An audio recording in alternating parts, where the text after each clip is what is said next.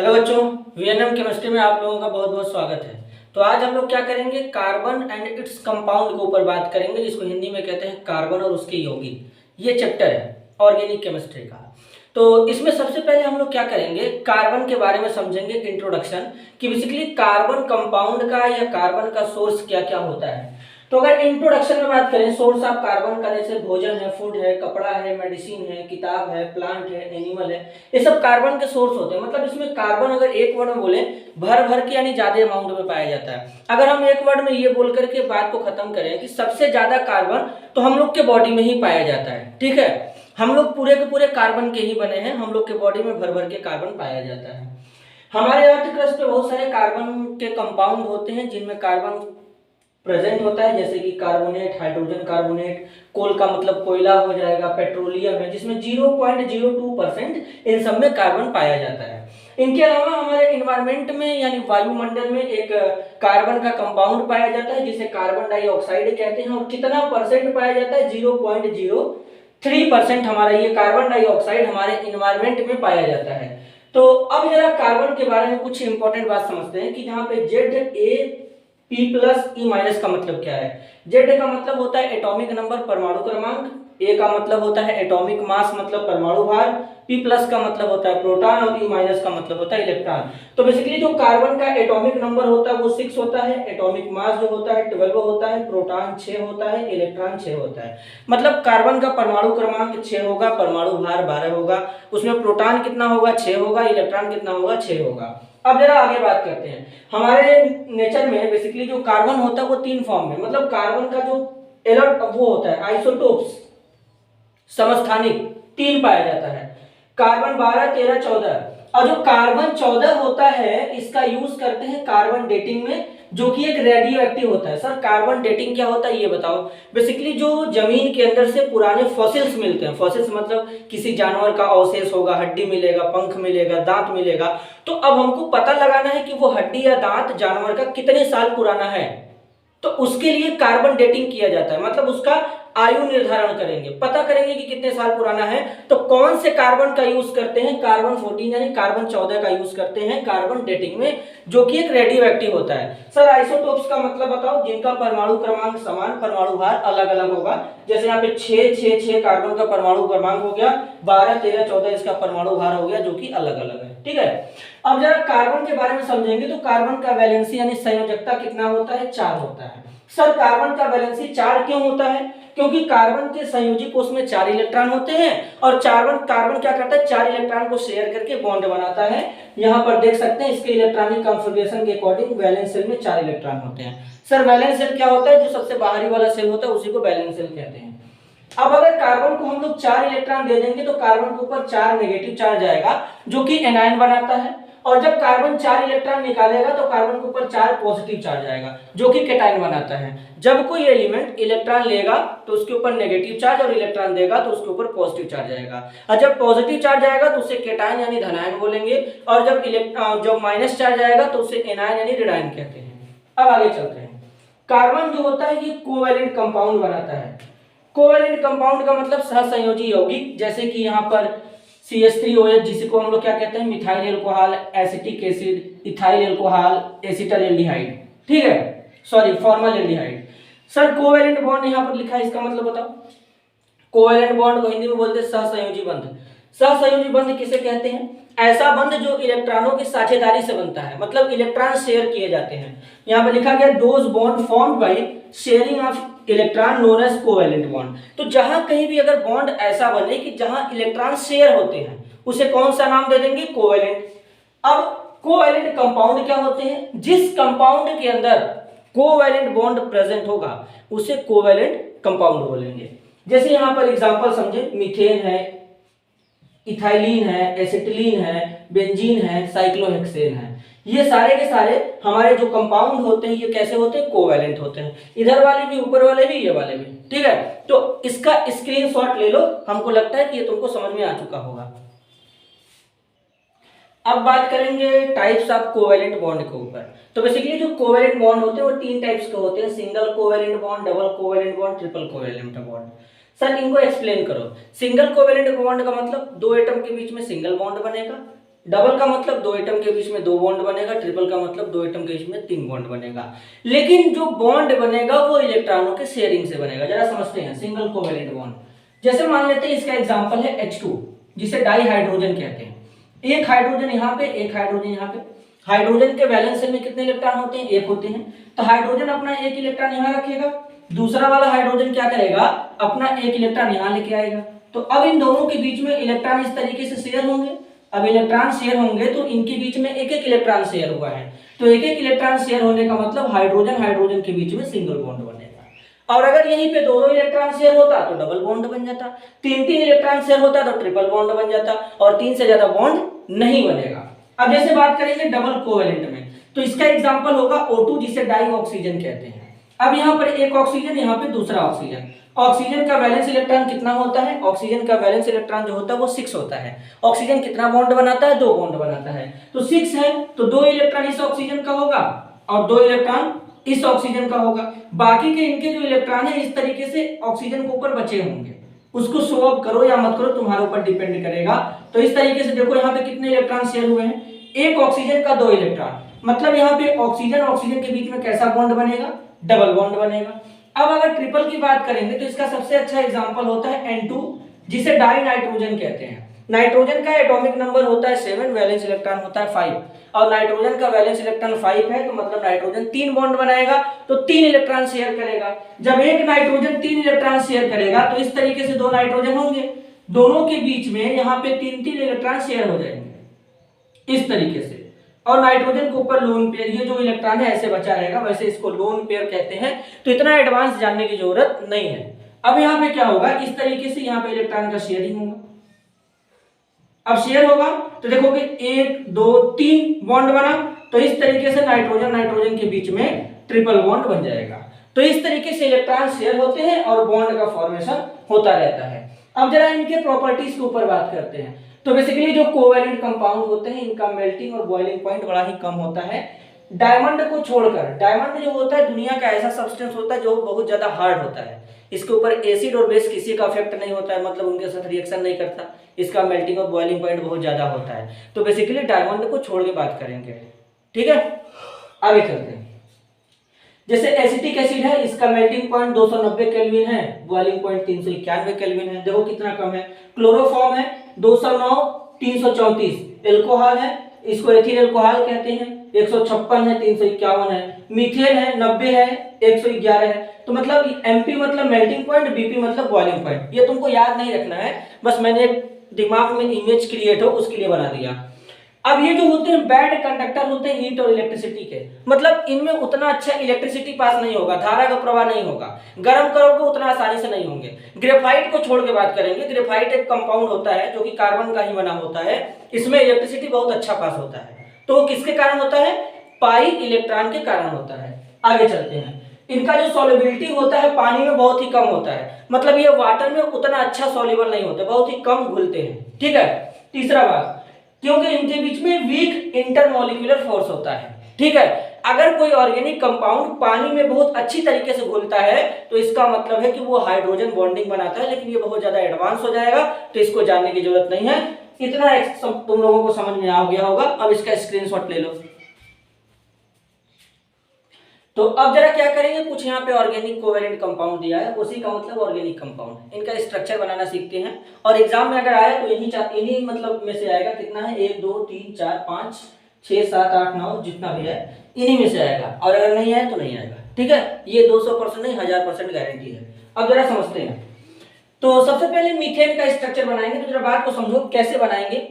अब एक एक वर्ड में बोलूंगा, ध्यान से सुनना। कार्बन का एटॉमिक नंबर 6 होता है, वैलेंस इलेक्ट्रॉन होता है 4, मतलब कार्बन 1 बॉन्ड बनाएगा, 2 बॉन्ड बनाएगा, 3 बॉन्ड बनाएगा, 4 बॉन्ड बनाएगा। लेकिन किस तरीके से बनाएगा समझो। कार्बन देखो कैसे बॉन्ड बना सकता है। कार्बन इस तरीके से कार्बन के साथ में सिंगल सिंगल बना सकता है।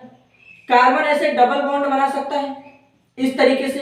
कार्बन ऐसे 3 बॉन्ड बना सकता है। अगर कभी तुम ऐसे सोचोगे कि कार्बन दूसरे कार्बन के साथ ऐसे 4 बॉन्ड बना ले, ये बिल्कुल गलत है। केवल इस तरीके से कार्बन बॉन्ड बना सकता है, ठीक है। 4 बॉन्ड बनाएगा लेकिन ऐसे बनाएगा, अकेले, दूसरे के साथ में 1 2 3, खुद के साथ में इस तरीके से बनाएगा। और सोचो कि दूसरे कार्बन से डायरेक्ट 4 बना ले, तो ऐसा पॉसिबल नहीं है। अब समझो, तो कार्बन है यहाँ पे, कार्बन का वैलेंस इलेक्ट्रॉन कितना होता है, कार्बन का वैलेंस इलेक्ट्रॉन होता है 4, तो इस तरीके से 4 इलेक्ट्रॉन यहाँ पे लगा दो। हाइड्रोजन कितने बार है, 4 बार, तो 4 हाइड्रोजन यहाँ पे लगा दो। हाइड्रोजन का एटॉमिक नंबर 1 होता है, तो हाइड्रोजन के वैलेंस शेल में कितने इलेक्ट्रॉन होंगे, 1 होंगे, तो इस तरीके से यहाँ पर भी 1 इलेक्ट्रॉन लगा दो हाइड्रोजन का। अब जब लग जाएगा तो इलेक्ट्रॉन शेयर कराओ, इस तरीके से शेयर कराओ यहाँ पे, तो देखो इस तरीके से शेयर होगा। अब हर एक हाइड्रोजन के पास 2 है। सर ऐसा क्यों होता है यहाँ पे इलेक्ट्रॉन शेयर करते हैं, इसका मतलब मान के चलते हैं कि ऑक्टेट कंप्लीट हो जाए, मतलब अगर हमारे वैलेंस शेल में 8 इलेक्ट्रॉन है तो वो स्टेबल माना जाएगा, ऐसा एक साइंटिस्ट ने बोला था, लेकिन ये सही नहीं है, 8 से ज्यादा भी इलेक्ट्रॉन हो सकते हैं, ठीक है। अब जरा आगे चलते हैं, तो इसको क्या करेंगे, इस तरीके से यहाँ पे दिखा लेंगे। तो इसलिए देखो कार्बन के पास रेड वाला इलेक्ट्रॉन कार्बन का है, ब्लैक वाला इलेक्ट्रॉन हाइड्रोजन का है, तो गिनो, कार्बन का 4 तो वैसे भी था, 4 ब्लैक वाला हो गया, 8 हो गया। अब इलेक्ट्रॉन कितने शेयर हुए हैं, एक एक इलेक्ट्रॉन शेयर हुए हैं, इसको कनेक्ट करो इस तरीके से। कनेक्ट करने का मतलब यहाँ पे कार्बन के साथ में इस तरीके से 4 हाइड्रोजन सिंगल बॉन्ड के थ्रू जुड़ेंगे, देखो, और ये मीथेन का स्ट्रक्चर बनके तैयार हो गया। तो अगर तुमको बनाने आ गया, तुम ये समझ पा रहे हो कि कार्बन हाइड्रोजन हमेशा सिंगल बॉन्ड ही बनाएंगे, कभी भी डबल बॉन्ड नहीं बनाएंगे, तो तुम अब ये इलेक्ट्रॉन डॉट स्ट्रक्चर छोड़ करके डायरेक्ट इसको बना सकते हो, कोई प्रॉब्लम नहीं है। एग्जाम में दोनों में से कोई बनाओ, सही रहेगा, ठीक है। तो अब हमको भी पता है, तुमको भी पता है कि कार्बन जब भी बनाएगा हाइड्रोजन के साथ में केवल और केवल एक बॉन्ड बनाएगा, एक से ज्यादा बॉन्ड नहीं बनाएगा। तो नीचे देखो क्या है, C2H4 है, इसका बनाते हैं, तो 2 कार्बन है, इस तरीके से लगा देंगे, हाइड्रोजन है, एक कार्बन को 2 हाइड्रोजन दे दो, तो इस तरीके से इसको 1 दे देंगे, इसको 1 दे देंगे, एक इसको दे देंगे, एक इसको दे देंगे, तो देखो बन तो गया। लेकिन अभी कार्बन केवल 2 बॉन्ड बनाया है, कार्बन जबकि 4 बॉन्ड बनाता है, तो 2 इलेक्ट्रॉन बचे होंगे, तो यहाँ बीच में शेयर हो जाएंगे, और बीच में शेयर होंगे तो कार्बन कार्बन के बीच में डबल बॉन्ड बनेगा। तो इस तरीके से देखो C2H4 का बनेगा। इसे क्या कहते हैं सर, ऊपर वाले को क्या कहते हैं, मीथेन कहते हैं। क्या कहते हैं, मीथेन। इसको क्या कहते हैं, इथीन कहते हैं, या इसी को इथाइलिन कहते हैं, इथीन या इथाइलिन कहते हैं, ठीक है। अब यहाँ पे नीचे वाला है, इसको क्या कहते हैं सर, एसिटिलीन कहते हैं। क्या कहते हैं, एसिटिलीन कहते हैं। इसका स्ट्रक्चर बनाओ, तो 2 कार्बन है, लिख दो, एक कार्बन को 1 हाइड्रोजन दो, तो सिंगल बॉन्ड ऐसे बनाओगे।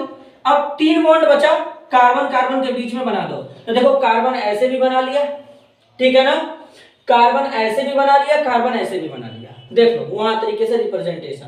तो ये एसिटिलीन का स्ट्रक्चर होगा। अब ये CH3OH है, इसको मिथाइल अल्कोहल कहते हैं, इसको ओपन करते हैं। कार्बन है, कार्बन के साथ में 3 हाइड्रोजन इस तरीके से लगा दो, देखो लग गया। अब ऑक्सीजन बेसिकली 2 बॉन्ड बनाता है, तो यहाँ पर एक O लगा दो, O के साथ में एक हाइड्रोजन लगा दो, इस तरीके से बनेगा।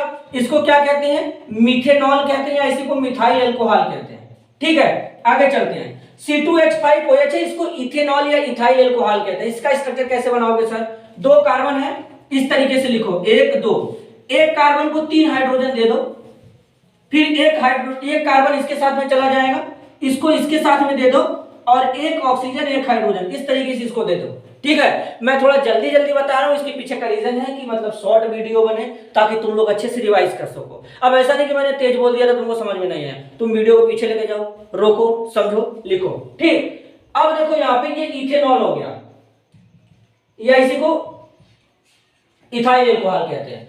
अब जरा CH3COOH का स्ट्रक्चर बनाते हैं, देखो कैसे बनेगा जरा समझना। इसका स्ट्रक्चर कैसे बनाएंगे, सबसे पहले इसको इरेज कर लेते हैं, ध्यान से देखते हैं ना, सब समझ में आएगा।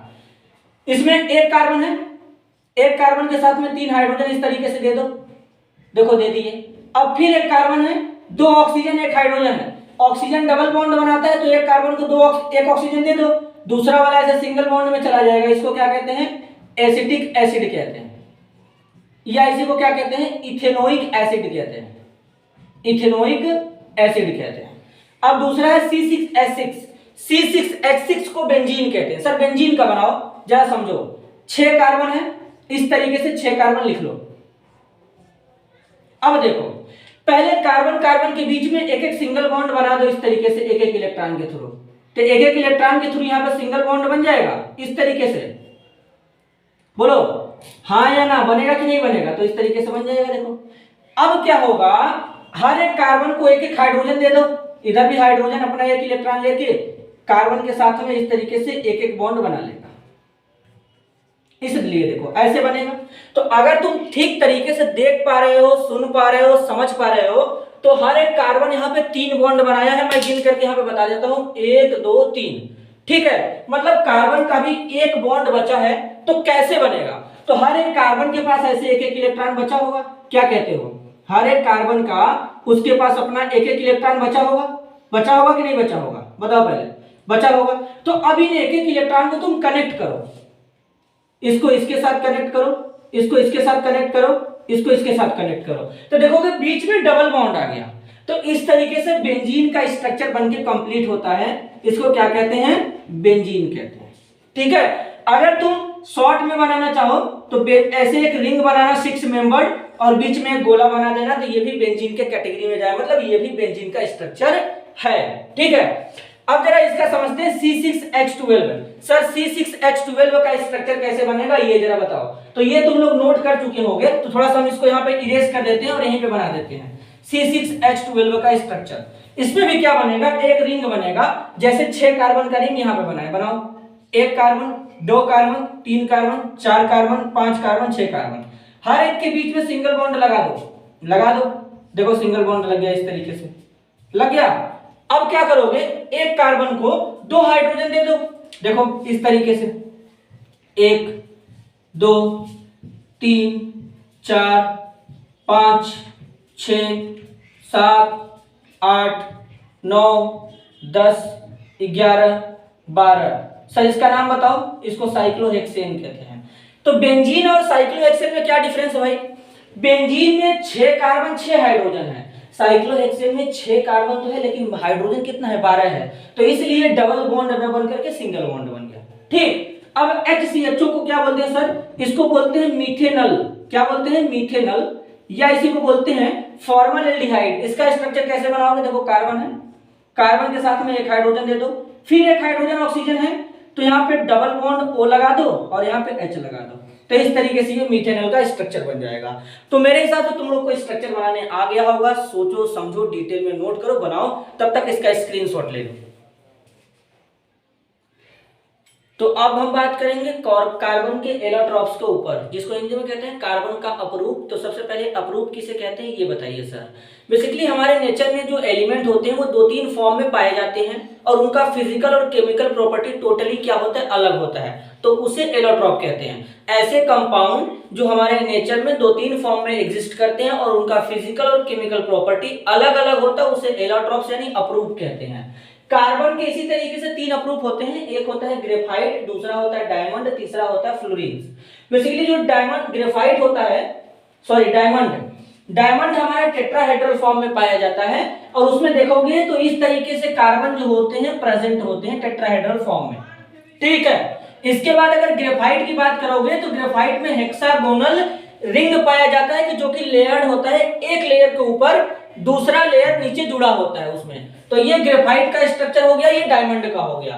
फ्लोरीन में देखोगे तो जो फुटबॉल देखे होगे या उसी को हम लोग वॉलीबॉल कहते हैं, तो वॉलीबॉल देखी होगी, तो वॉलीबॉल का जैसा स्ट्रक्चर होता है एकदम हूबहू एकदम एज इट इज वैसे ही स्ट्रक्चर होता है फ्लोरीन का। फ्लोरीन का केमिकल फॉर्मूला होता है C60 या 60 की जगह तुम 70 भी लिख सकते हो।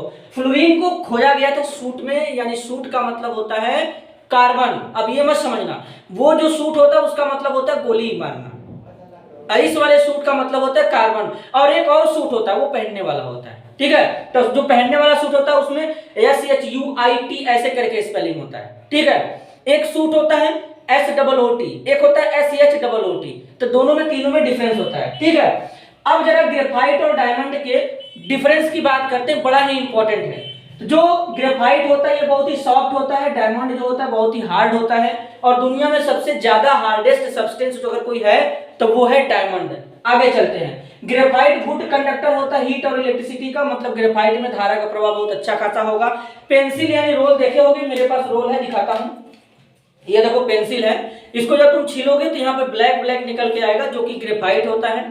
ठीक है, अब अगर इस पेंसिल को दोनों साइड से अगर छील दिया जाए, बोर्ड में लगा दोगे, टच करोगे तो तुमको करंट मारेगा। ठीक है, और ग्रेफाइट में इलेक्ट्रिसिटी पास करता है। इसके पीछे का रीजन होता है कि ग्रेफाइट में पाई इलेक्ट्रॉन पाए जाते हैं। तीसरा बात जरा समझेंगे। अब यहाँ पे जो डायमंड होता है ये बैड कंडक्टर होता है, इसमें इलेक्ट्रिसिटी उस पास नहीं करता, हीट उट भी नहीं हो पाता है।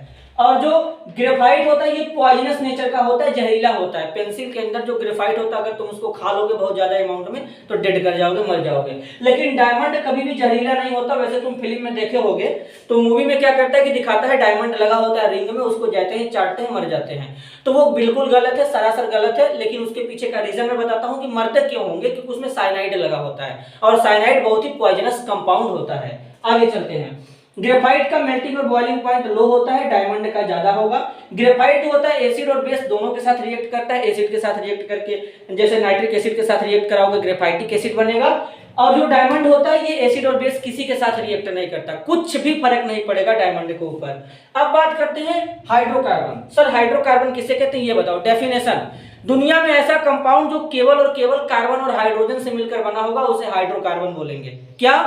केवल और केवल कार्बन और हाइड्रोजन होने चाहिए। अगर उसमें कोई तीसरा एलिमेंट जैसे oxygen, nitrogen, sulphur, phosphorus, chlorine, अगर ये सब एलिमेंट आते हैं तो वो हाइड्रोकार्बन नहीं होगा, लेकिन ऑर्गेनिक कंपाउंड हो सकता है। तो हाइड्रोकार्बन मतलब हाइड्रोजन प्लस कार्बन, ऐसे कंपाउंड जो केवल और केवल कार्बन और हाइड्रोजन से मिलकर बने होते हैं उसे हाइड्रोकार्बन कहते हैं। हाइड्रोकार्बन को दो पार्ट में डिवाइड किया गया, saturated hydrocarbon, unsaturated hydrocarbon. Saturated hydrocarbon को संतृप्त हाइड्रोकार्बन कहते हैं।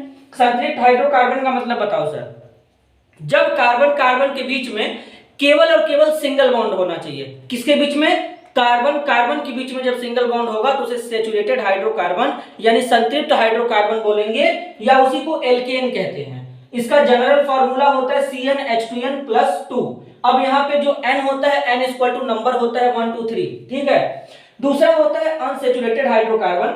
अनसेचुरेटेड हाइड्रोकार्बन को हिंदी में कहते हैं असंतृप्त हाइड्रोकार्बन। ये क्या होता है? जब कार्बन कार्बन के बीच में डबल या ट्रिपल बॉन्ड होगा तो उसे बोलेंगे असंतृप्त हाइड्रोकार्बन, और जब कार्बन कार्बन के बीच में डबल बॉन्ड होगा तो उसे एल्कीन बोलेंगे, जिसका फार्मूला होता है CnH2n, n इक्वल टू 2 3 होगा, ठीक है। और जब कार्बन कार्बन के बीच में ट्रिपल बॉन्ड हो जाएगा तो उसे एल्काइन बोलेंगे, जिसका फार्मूला होता है CnH2n-2, नंबरिंग स्टार्ट हो जाएगा 2 3 से करके, ठीक है। तो इस तरीके से ये हाइड्रोकार्बन का क्लासिफिकेशन हो जाएगा। अब मैं तुमको एक एक एग्जांपल जरा समझाता हूँ, ठीक से समझो इनका एग्जांपल क्या होगा। सर इनका एक एक एग्जांपल बताओ।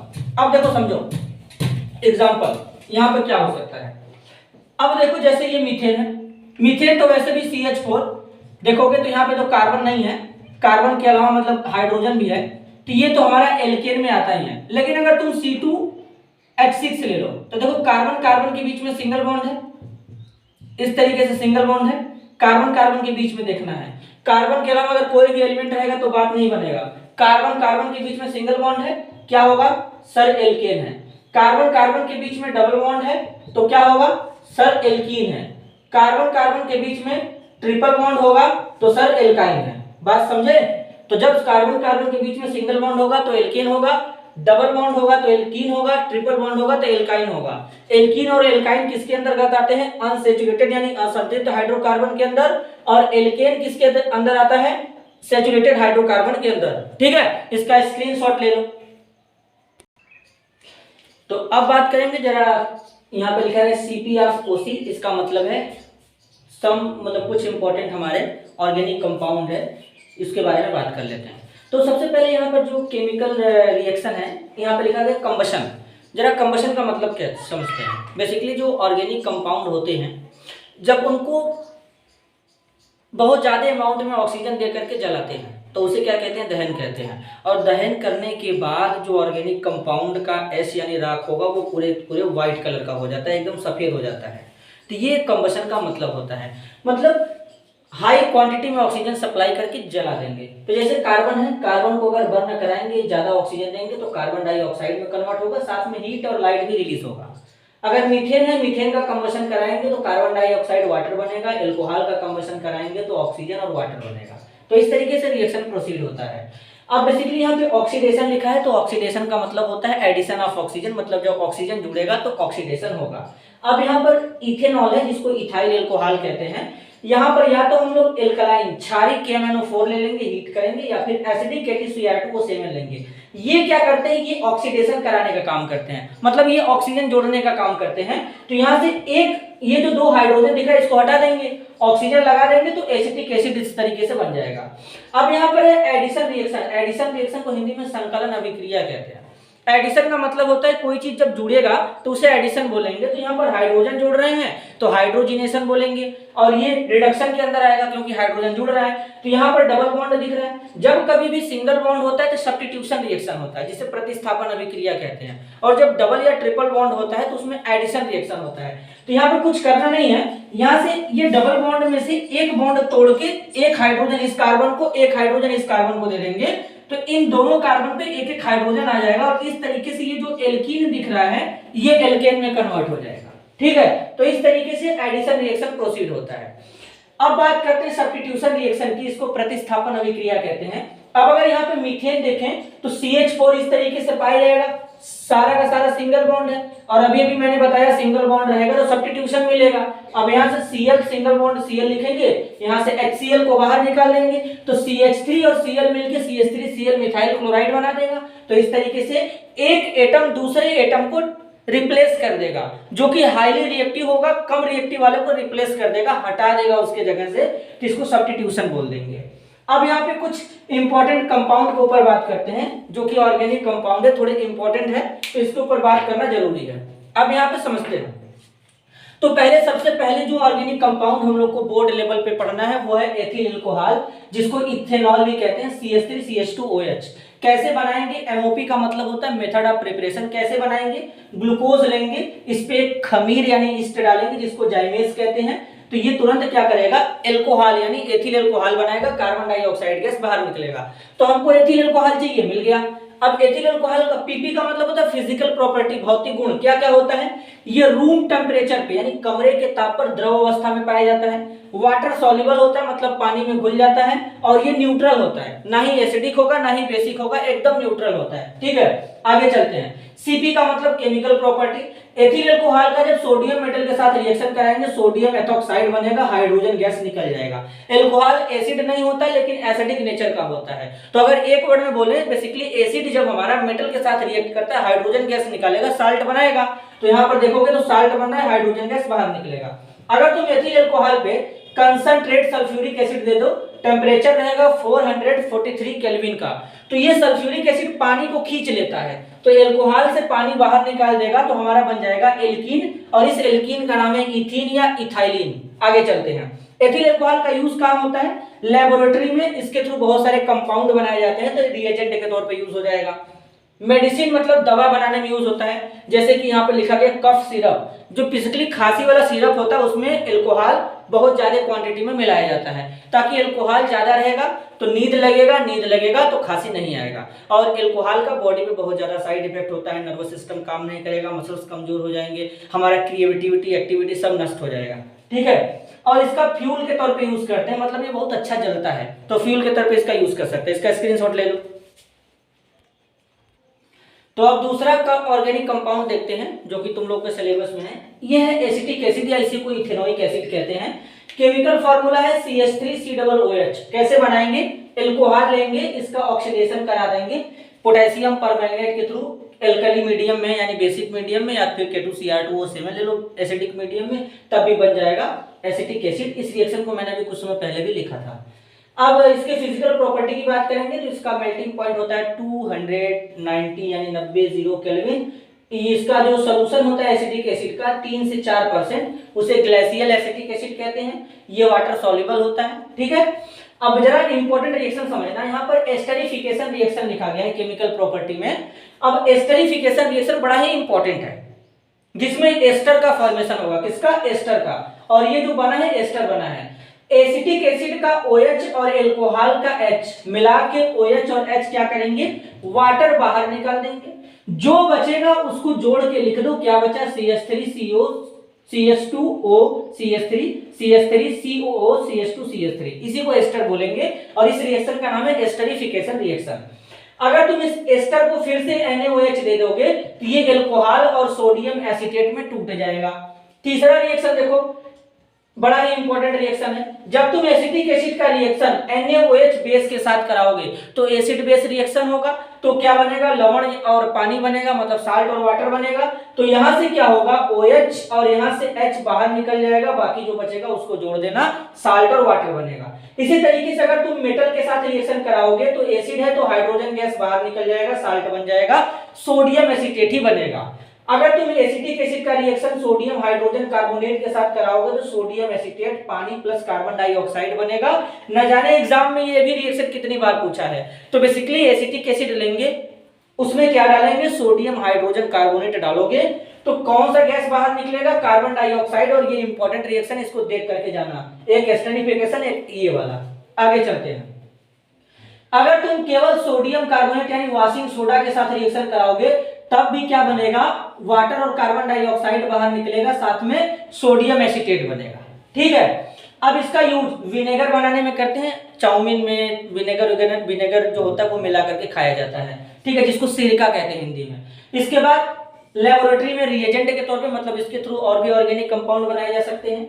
इसका एस्टर बनाने में यूज करते हैं, जो कि अभी बना था। अब जरा इंपॉर्टेंट बात समझना, सोप और डिटर्जेंट, साबुन और अपमार्जक क्या होते हैं। सबसे पहले साबुन समझो, ऐसे कंपाउंड या ऐसे सब्सटेंस जिसका यूज नहाने में करते हैं उसे साबुन कहते हैं, और जिसका यूज कपड़ा धुलने में करेंगे उसे डिटर्जेंट यानी अपमार्जक बोलेंगे। साबुन का केमिकल फार्मूला होता है C17H35COONA, इसको सोडियम एस्टीरेट कहते हैं। क्या कहते हैं, सोडियम एस्टीरेट। डिटर्जेंट का केमिकल फार्मूला होता है C12H25OSO3Na, इसको सोडियम लॉरिल सल्फेट कहते हैं। तो ये अपमार्जक, ये साबुन, साबुन का उपयोग नहाने में और अपमार्जक का यूज कपड़ा धुलने में करेंगे। अब इनमें देखोगे तो C17H35, इसमें C12H25 है। तो ये जो कार्बन और हाइड्रोजन वाला पार्ट होता है ये बेसिकली हाइड्रोकार्बन होता है, ये पानी में नहीं घुलता है, ठीक है। और इधर वाला पार्ट जो है ये COONA वाला, ये आयनिक होता है, ये पानी में घुल जाता है, ठीक है। अब मान लो कोई गंदा कपड़ा लेंगे, कपड़ा गंदा लेंगे जिसपे ग्रीस ऑयल लगा हो, साबुन का यूज कर लेंगे, तो ये जो बेसिकली हाइड्रोकार्बन वाला पार्ट है ग्रीस और ऑयल के साथ आसानी से घुल जाता है। सोप का स्ट्रक्चर कुछ इस तरीके से यहाँ पे बनता है, इसमें हेड होता है, इसके बाद ये पूरा हाइड्रोकार्बन टेल होता है, हेड वाले पे नेगेटिव होता है, नेगेटिव चार्ज होता है, ठीक है। तो अब क्या होगा, जैसे ही तुम गंदे कपड़े पे इसका यूज करोगे तो हाइड्रोकार्बन वाला पार्ट पानी में नहीं घुलेगा, तो वो क्या हो जाएगा, ग्रीस और ऑयल में घुलता है तो इस तरीके से ये इसके अंदर ही रह जाएगा, ग्रीस और ऑयल में इस तरीके से प्रेजेंट रहेगा। अब जो आयनिक पार्ट होता है वो पानी के साथ घुल जाएगा, तो पानी के साथ घुलेगा तो इस तरीके से COO negative, COO negative, COO negative, जो कि आयनिक पार्ट है, COO negative, COO negative, COO negative ionic part है। और इसके साथ में चाहोगे सोडियम इस तरीके से लगा सकते हो, ठीक है, Na प्लस करके, इस तरीके से Na प्लस करके यहाँ पे लगा सकते हो, देखो Na प्लस लगा सकते हो। तो ये एक रिंग का जैसा स्ट्रक्चर बन जाएगा, इसको कहते हैं मिसल। और इस मिसल को क्या करोगे, पानी के थ्रू बहा सकते हैं। अगर एक वर्ड में बोले तो इसको गंदगी कहते हैं, तो इस गंदगी को पानी के थ्रू बाहर रिमूव कर सकते हैं, निकाल सकते हैं।